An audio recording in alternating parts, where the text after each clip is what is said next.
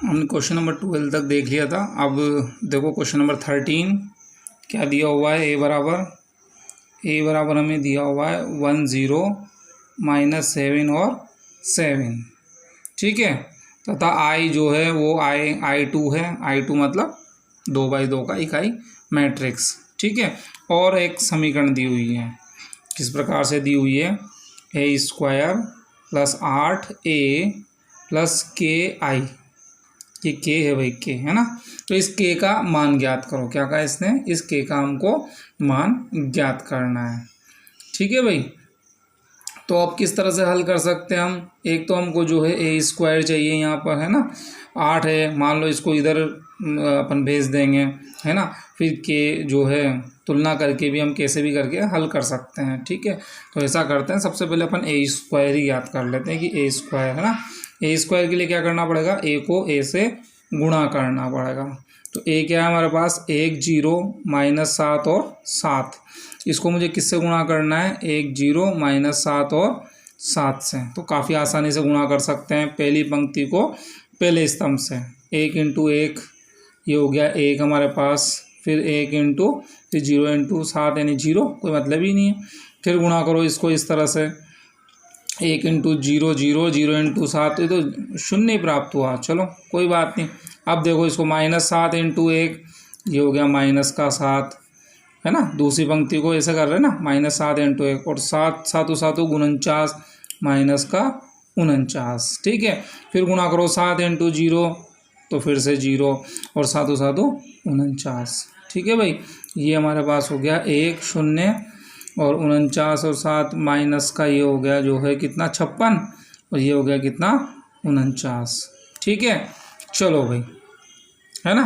अब दिया है, क्या दिया है अपने को, A² + 8A = KI। ऐसा करो, KI को तो एक तरफ रहना दो, है ना। ये इधर है, लिख मैंने इधर दिया, कोई परेशानी नहीं। इस 8A को इधर ले जाओ, क्या हो जाएगा, A² - 8A। देखें क्या प्राप्त होता है भाई, A² देखो, A² क्या हमारे पास, 1 0 -56 और 49, इसमें से गुणा घटाना हमें 8 और A। तो A क्या है हमारे पास, 1 0 -7 और 7, ठीक है भाई। चलो देखते हैं क्या आता है ये। तो ये तो 1 0 -56 और 49 ऐसा का ऐसा लिख लेता हूँ, और -8, तो 8 से गुणा कर लो। यहाँ क्या आ जाएगा, 8 आ जाएगा। यहाँ कितना आ जाएगा, 0 -8 7 कितना आ जाएगा, 56, और यहाँ भी 8 7 कितना आ जाएगा, 56, ठीक है भाई। इसको मैं यहाँ लिख लेता हूँ थोड़ा सा, वरना फिर पीछे जाना पड़ेगा अपने को। देखो भाई, है ना। अब इसमें से घटाओ, 1 में से अगर 8 गया तो कितना बचेगा, यहाँ पर 1 में से अगर 8 गया तो कितना बचा भाई, -7, 0 - 0 हो गया 0। फिर -56, देखो यहाँ -56 माइनस माइनस प्लस 56, 56 - 56 ये हो गया 0, ठीक। फिर 49 -56, बताओ भाई, -7। देख रहे हो अब तुम, इस पूरी जो इकाई, ये जो हमारी मैट्रिक्स है, इसमें से मैं क्या कर सकता हूँ, -7 को कॉमन ले सकता हूँ, ठीक है। ले लेते हैं भाई। तो हमारे पास है K और I को क्या लिख सकते हैं हम, 1 0 0 1, 2/2 का है ना। I तो हम हमारे उसने दिया हुआ है, वैसे 2/2 का है। बाकी आवश्यकता अनुसार इसको 3/3 2/2 जो भी हमें आवश्यकता वैसे कर सकते हैं। अब सामने क्या हुआ, मैंने -7 बाहर ले लिया, क्या बचा, 1 0 0 1। तो आप आसानी से बता सकते हो K बराबर कितना होना चाहिए, -7। काफ़ी बढ़िया प्रश्न है, 2 नंबर के लायक। अगर 2 नंबर का प्रश्न बनता है तो यहाँ से बन सकता है। एक बार फिर से देख लो पूरा प्रश्न जो है हमारे पास, क्या था हमारे पास पूरा प्रश्न, ये देखो।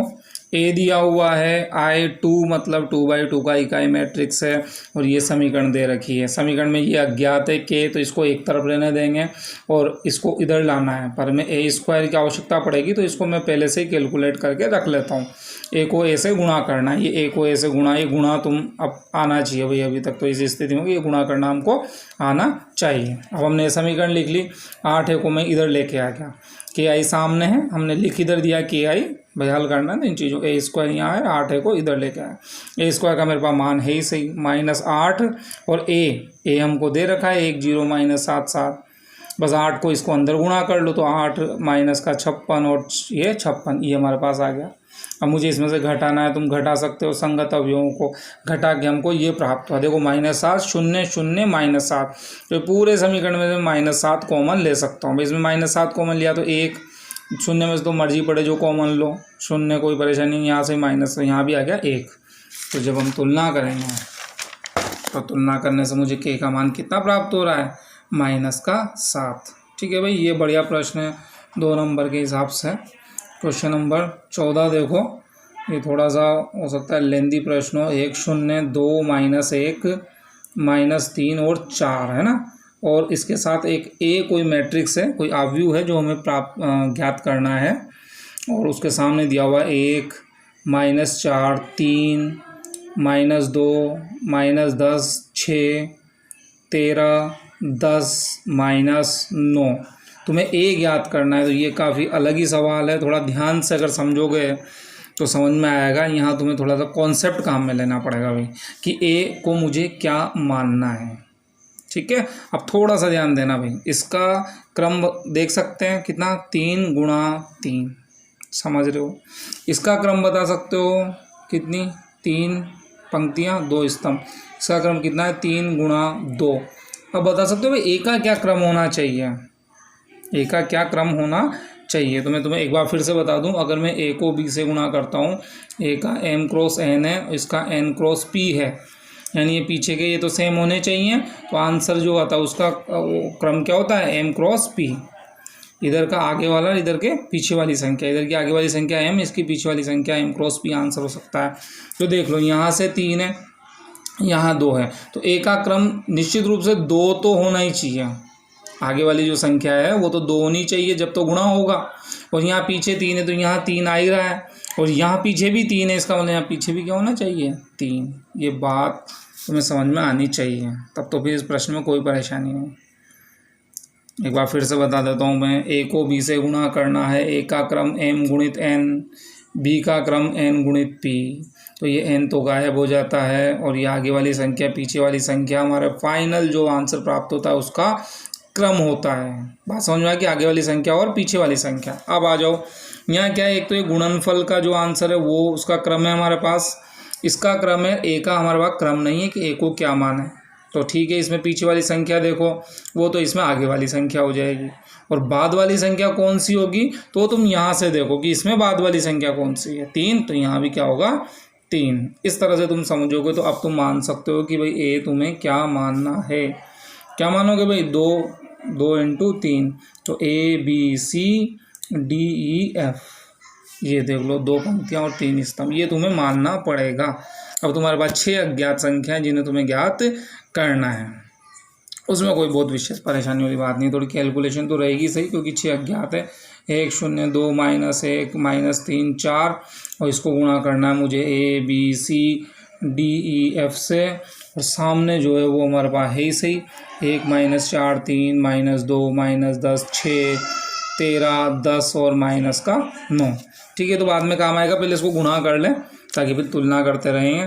गुणा करो भाई, पहली पंक्ति को पहले स्तंभ से, 1 × a तो a हो गया, शून्य से गुणा करने की आवश्यकता ही नहीं है, वो है ना, 1 × b तो b हो गया, फिर 1 × c तो c हो गया, है ना जी, शून्य से गुणा करने की आवश्यकता ही नहीं है। चलो यहाँ तो कोई बात नहीं, अब यहाँ तो देखना पड़ेगा, इसको इससे गुणा करोगे तो कितना, 2a, और -1 को करोगे तो -d, तो 2a और माइनस का d, फिर गुणा करो 2b और माइनस का e, ये हो गया 2b माइनस का e, फिर गुणा करो 2c माइनस का f, ये हो गया 2c माइनस का f। थोड़ा बड़ा लिख लेना भाई ताकि पास पास नजर नहीं। -3 से गुणा करो, माइनस का 3a प्लस का 4d, देखना, माइनस का 3a प्लस का 4d, फिर इसको इससे गुणा करो, -3b प्लस 4e, यहाँ नीचे लिख लेता हूँ भाई मैं, -3b प्लस 4e, ठीक। फिर गुणा करो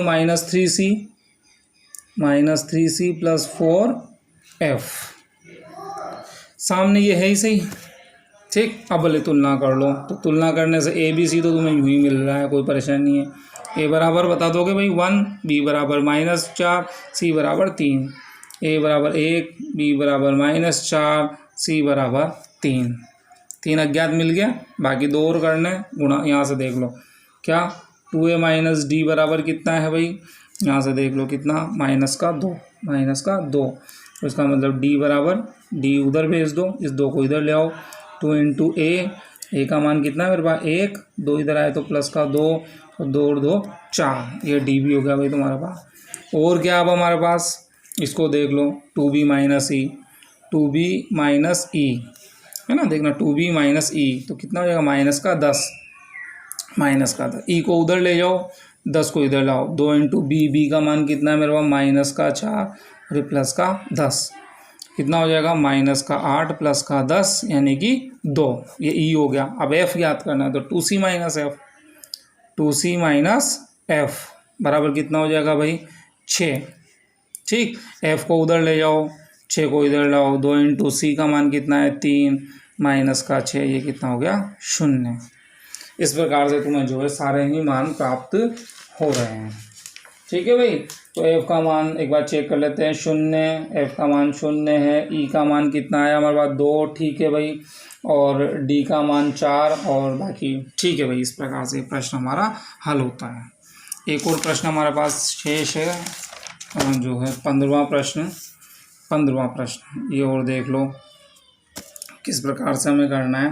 इसमें ए तुम्हें कोई आव्यूह दिया हुआ है किस तरह से, साइन एल्फ़ा, साइन नहीं है भाई, दोबारा लिख देता हूँ मैं, ये है कोस एल्फ़ा, इसके बाद sign alpha, minus sine alpha और कोस एल्फ़ा, ठीक है। और वो कह रहा है सिद्ध करो ए की घात n बराबर जो है cos n alpha sine n alpha, इसके बाद है माइनस साइन n एल्फ़ा और कॉस n एल्फ़ा। खैर ऐसे प्रश्न के आने की तो संभावना बिल्कुल ही 0 मान लो तुम, है ना, कोई भी तो इसने दे दिया, ठीक है।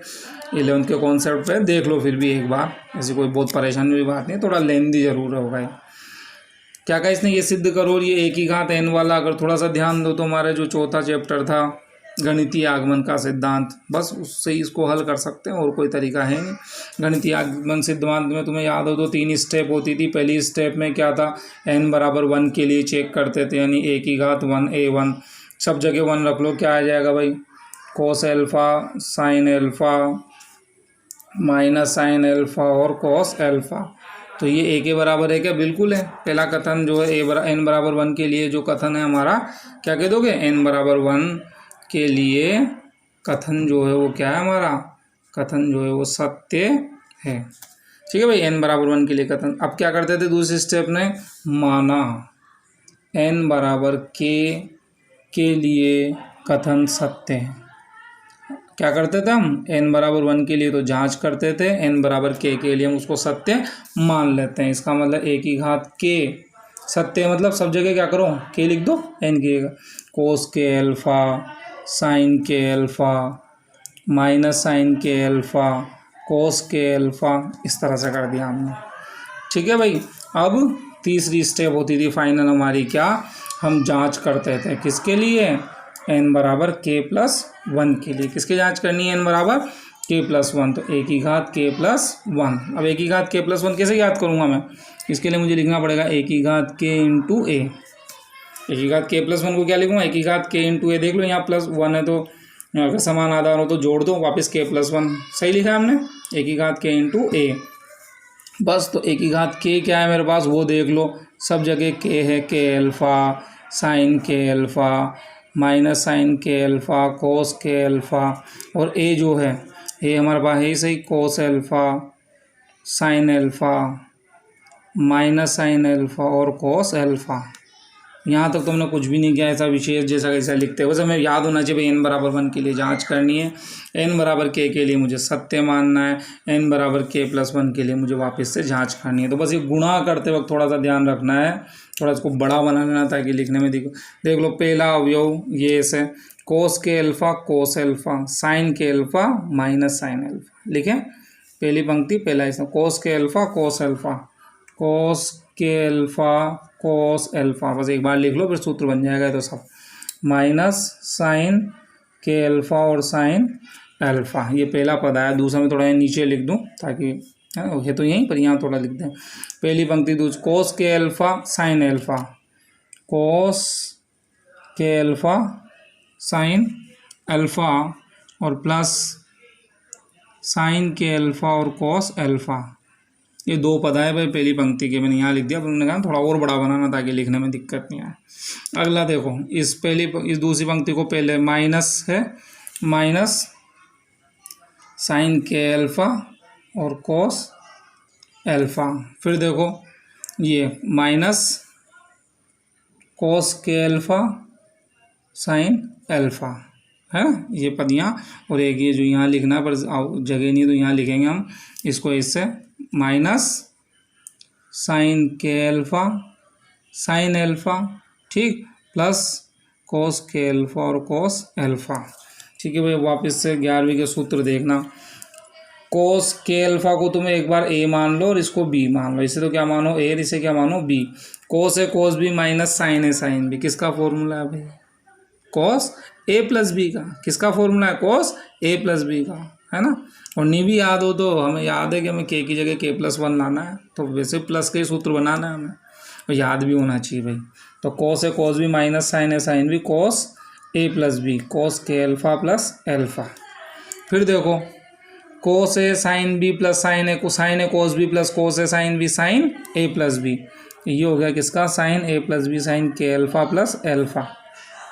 इसके बाद इस दोनों जगह माइनस है तो माइनस कॉमन ले लो एक बार, तो माइनस भूल जाओ और बोलो को साइन है कोस बी प्लस कोस है साइन बी। ये भी हो गया साइन ए प्लस बी, तो के अल्फ़ा प्लस अल्फ़ा। और आखिरी में फिर से देखो ये आखिरी का पद ये वाला, इधर से पीछे से पढ़ो इसको, कोस ए कोस बी माइनस साइन ए साइन बी, वापस से कोस ए प्लस बी, कोस के अल्फ़ा प्लस अल्फ़ा। ये लो भाई, कोई परेशानी नहीं है, आंसर आ गया हमारा कोस। इसमें से अल्फ़ा कॉमन लो लेगो तो के प्लस वन अल्फ़ा। ये हो गया साइन के प्लस वन अल्फ़ा। ये हो गया माइनस का साइन के प्लस वन अल्फ़ा। ये हो गया साइन, ये हो गया कोस के प्लस वन और अल्फ़ा। ये लो भाई, क्या हुआ? ये n+1 के लिए भी जो है ये कथन सत्य है, इसलिए हम क्या कहेंगे? सभी प्राकृत संख्याओं के लिए दिया गया कथन सत्य है। बस, तो काफ़ी आसान सा है, थोड़ा लेंथी है, टाइम ज़्यादा कंज्यूम करता है, तो ऐसे प्रश्न के आने के चांसेस कम होते हैं। बाकी क्वेश्चन तो जैसा भी दे दो वो हमें हल करना है। देख लो एक बार फिर से, थोड़ा मान लो भूल गए हो 11वीं के कॉन्सेप्ट, तो ए दिया हुआ है, एक ही घात n हमें सिद्ध करना है, तो ऐसे प्रश्न गणितीय आगमन से करना है। 2-4 और मिलेंगे हमें अभी। n=1 के लिए कथन सत्य सिद्ध करना है, वो हमेशा सत्य होगा, कोई दिक्कत नहीं। n=k के लिए सत्य मान लो, जहाँ भी n है सब जगह k लिख दो, सब जगह k लिख दिया, कोई परेशानी नहीं है। समीकरण 1 डाल लो, इस तरह से कर लो। अब n=k+1 के लिए जांच करनी है, बड़ा आसान सा है। k+1 एक ही घात k इंटू ए लिख दिया, सामने ये जो है एक ही घात k मतलब के लिए पूरा का पूरा लिख दिया समीकरण 1 से, और ये बस इसको ऐसे ऐसे गुणा कर लो आराम से। सूत्र याद हो तो बहुत अच्छी बात, नहीं हो तो क्या आंसर लाना उसके हिसाब से आइडिया से लिख दो। ये हमारा आंसर आ गया। ठीक है भाई, गलत करने की ज़रूरत नहीं है। थोड़ा सा प्रश्न को देख लो कि भाई यहाँ कोस, यहाँ k+1 अल्फ़ा बनाना है, तो यहाँ अंदर यहाँ भी प्लस, यहाँ भी प्लस, यहाँ भी प्लस, यहाँ भी प्लस, यहाँ कोस बार है तो यहाँ भी कोस, यहाँ भी कोस, यहाँ भी साइन, यहाँ भी साइन, यहाँ माइनस, तो यहाँ में, तो इसको देखने की जरूरत नहीं, बोले ऊपर देख के बना दो। अगर जब प्रैक्टिस होगी तो तुम इस तरह से कर सको। इस प्रकार से प्रश्नावली हमारी खत्म हो गई है। विविध के प्रश्न है तो अब हम नेक्स्ट वीडियो में उनको देखेंगे। ठीक है।